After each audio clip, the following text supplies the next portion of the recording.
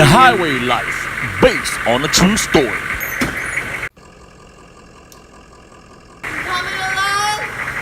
Mom said not to be taking a ride from no strangers. This is the bus to the Highway Life.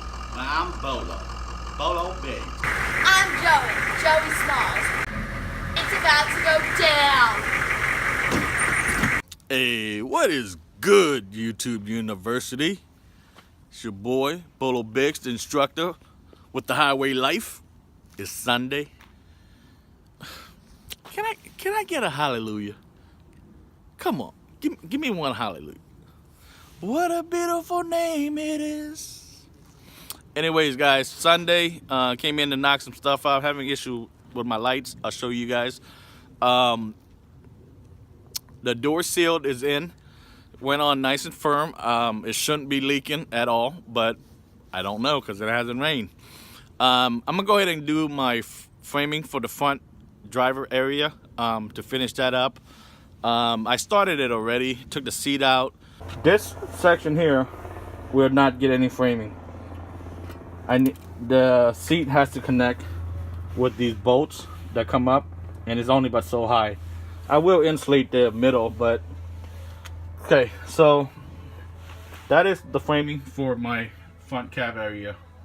What I've decided to do is leave that section alone and make this its own, being that I need to be able to remove the floor in this section in case I need to get to the wires.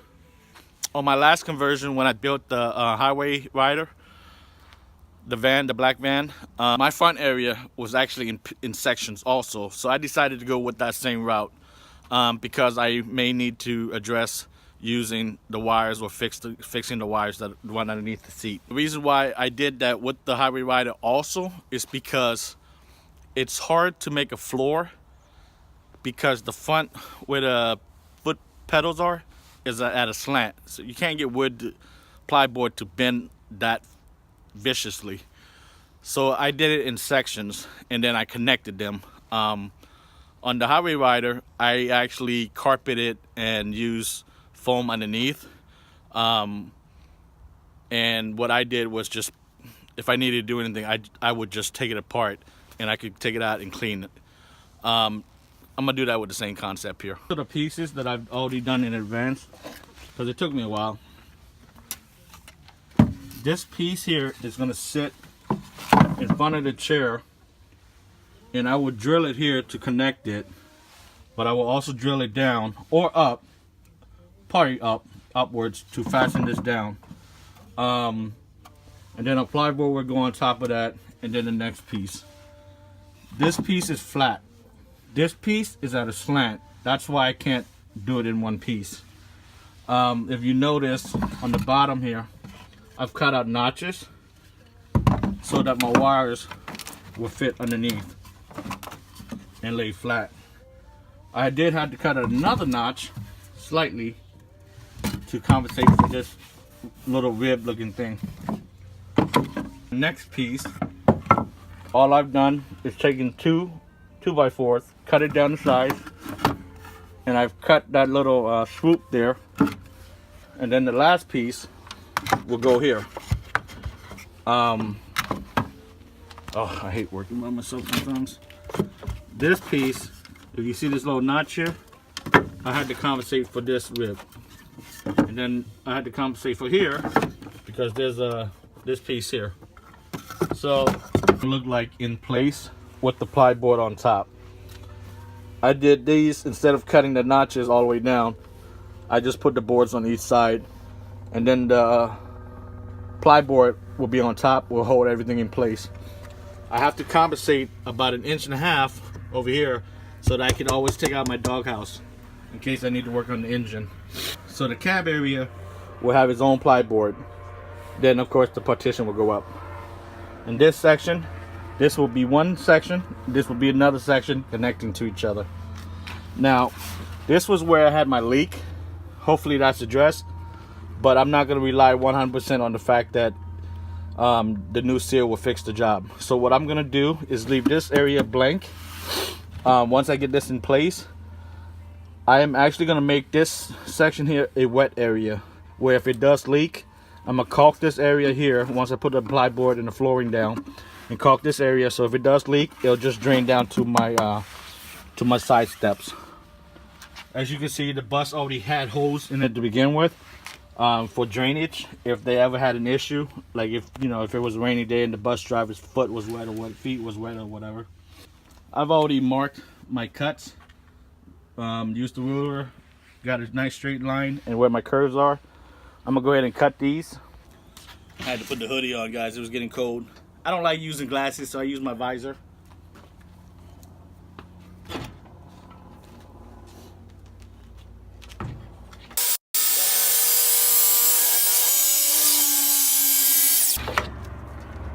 Well, that's a shitty cut.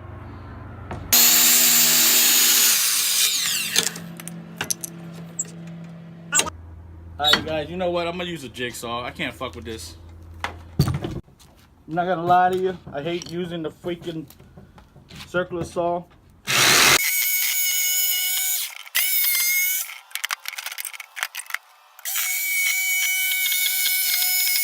Remember how I was talking about how you can hide shit with trim? Yeah. The first piece. Oh shit! Psych. So that's the first piece. And here's the second piece. So I'm gonna need 2 hands on this, but I'm gonna tuck the wires in between the 2 boards. It's kind of sticking up right now because the wires are loose. I have to make it flat. But basically that's what it's gonna be, guys. The seat will go in its place. It's gonna have insulation underneath once I place it. This here, I will probably use foam of sort to just kind of hold it in place. I'm not so much worried about insulation on this section, being that I'm gonna use the partition anyways. But once I get this board down, it'll be fastened, and it'll be fastened, and that will be fastened, and it should hold it in place just the weight alone. Again, I did this with my conversion van, and it worked fine. I don't think I'm gonna carpet it this time, but I am gonna weatherproof it, and then again come back with a caulk in there to give it a wet area in case I do have issues. Getting ready to fasten this down. All I'm using is Gorilla Tape. It's kind of like duct tape, a little bit stronger. I wanted to pin these down so that they don't shift around while I work on the boards. For these boards here, guys, I can't come from underneath because there's like a metal plate underneath in the way from all the welding and stuff. So I'm gonna go ahead and go down from the top, cack for it's sealed, just in case if water does get through, it won't seep through underneath and just sit there. So even if it gets wet or what have you, I don't want it underneath the wood. And that is what we look like. I'm gonna take this back off. I just wanted to dry fit it and get some foam underneath there just so that there's no dead pockets in there. Here's the other piece. I'll take some more caulk and hit that seam, that open space there. I'm just gonna shoot foam into there, but I didn't want it to lift up. But then I'm just gonna get a bunch of caulk and hit that up. Again, this is gonna be a wet area. I've caulked it up real nice. Shot a bunch into the gap, starting from the front all the way down. I'll probably do another coat once that dries, just to bring it up a little bit higher. Just the over-the-counter Loctite spray foam. Since the board is gonna hang over, I wanted a little bit of support there. Did the outline of the chair. It's gonna be a snug fit once this gets back in there. And all I'm gonna do, once it dries and fully curls, I'm gonna shape it down to size and just take a razor to it, and then cut that flush also. And I did shoot some into there. Once it's done, I'll take the screws back out and see how well it filled in.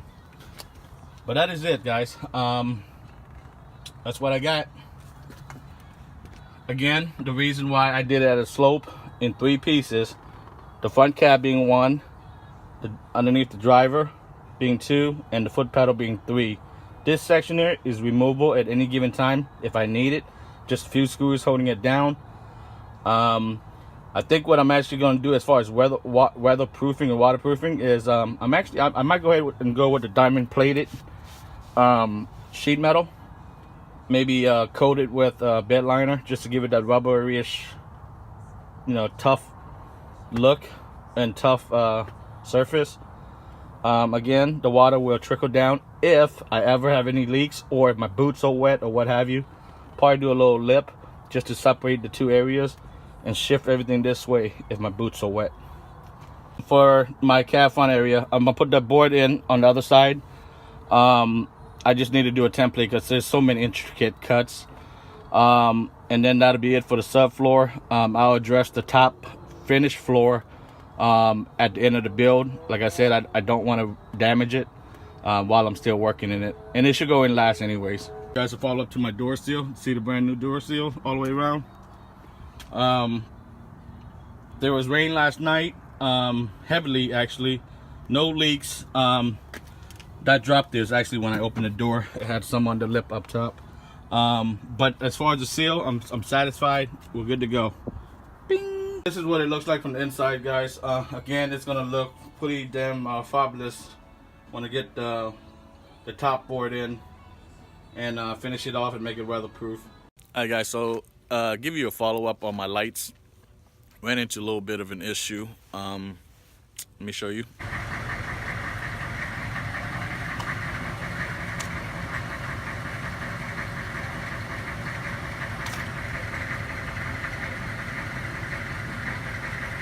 I had to adjust my hat. I was looking like fucking Papa Smurf and shit. So the funkiness that you guys see, when I have my signal on, the opposite side for the middle diodes faintly flickers at the same time as the signal. I have that, right? Because I'm gonna confuse the drivers behind me. So I was like, fuck. Did I rewire everything incorrectly? No. I tested it. I jumped my signals from up front to the rear on one side. Still had the same problem. I ran the power and the negative, so just make sure that it wasn't anything funky. I was like, shit. It's got to be the fixture. It's got to be assembly. So I was like, you know what? Let me test the other ones. I disconnected my white lights, which are my reverse. I made one of them a signal. Works fine. If I signal left, nothing happens on the other side. Cool. Let me try the reds. So I disconnected one side of the bus, red being my running lights and my brakes. Low is running, high is brakes. So I did that and made that a signal.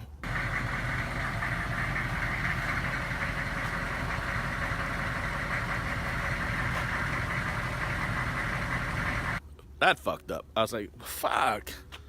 So I got issues with the red and the amber if I use them as signals. LEDs are funky to begin with because they draw such low wattage. It confuses the bus, makes it think that the light's not there. But it shouldn't be doing that. It should, if anything, it should be hyper flashing really fast, like the rest of the bus, when I switched out the LEDs. But I corrected that by getting a heavy duty signal relay. Anyway, somebody else on this with me, called George. We brainstormed. The only thing that we can think of is the red and the amber are built differently than the white. That's why it's the red and the amber flicker on the opposite side when it's used as a signal. Backing up real quick, each of the lights, red, amber, and white, they all come with a low, high, and a ground, which is important because your brake lights, the low keeps it red, the high makes it brighter red. So I was like, well, I think I can hide the fact that the opposite side 4 diodes on my signal is blinking at the same time as the opposite signal. I'm gonna make them also running lights. So I used the low to keep them on when the vehicle started, and then when I signal, my high, which will make it brighter, flashes as my signal, and that's my fix. So if you guys have any problems with that, it's LED shit, man. So I'm gonna set up the camera in the middle of the parking lot. I don't have anybody here with me, and I'm gonna test out all the combinations and make sure all my lights are running smoothly, and hopefully things will go well before this goddamn helicopter ruins my damn video.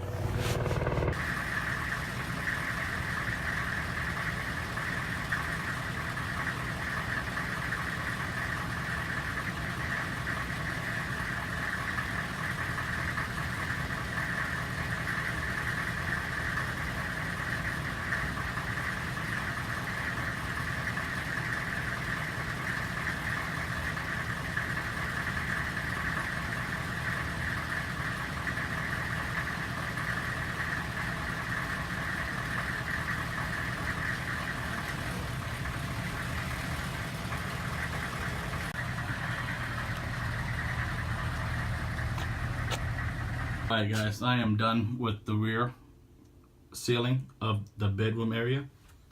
Now to address this part. The most important piece is the first piece you put down, because that will dictate how the rest is done. That board there is the center of my bus. Well, closest to the center of the bus, the first board.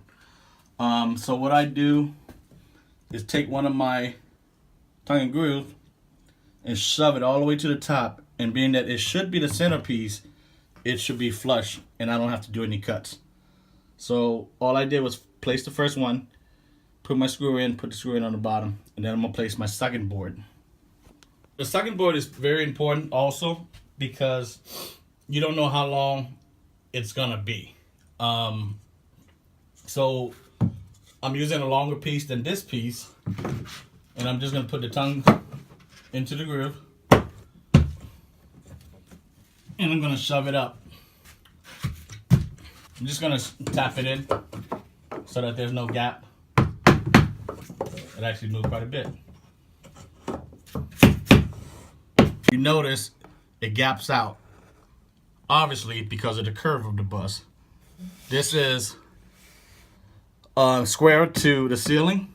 To get rid of this gap, you're gonna have to scribe it. Ideally, you want to use a scribe tool, but you can cheat. Those small little wedges that I was cutting from these end pieces is perfectly squared. If I line up my tiny piece to the ceiling,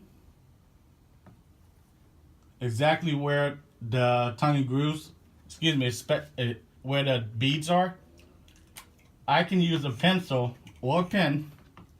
I have a pen, and all I'm going to do is trace it.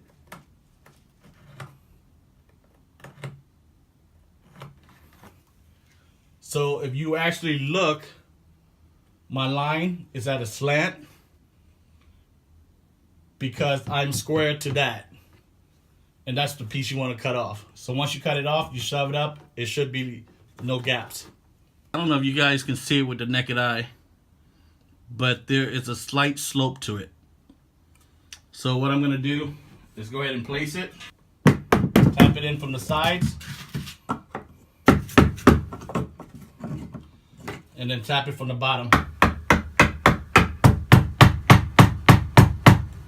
As you get further into your curve, your cuts are going to be a lot more degree wise, but it's the same concept, and you just follow that all the way down. Once it's said and done, I'm going to use a 2x3 and make a baseboard all the way down for this to sit on. What I didn't tell you guys is the areas that have these, whatever boards cover that, the piece that I put in, I'm actually going to break the tongue and groove off. I'm sorry, the tongue off. So that if I need to access that, that was the whole point, for the main box. I'm not talking about the light fixture. I'm talking about the main line. If I want to add something, if I want to jump something, share a line, I can take the boards off because it's only sitting on the base, take the screws out, take the panels that I need, and I don't know which panel it is because I'll mark them, and then I could just pop them right out. Yeah. And that's how you solve your curve. One piece at a time.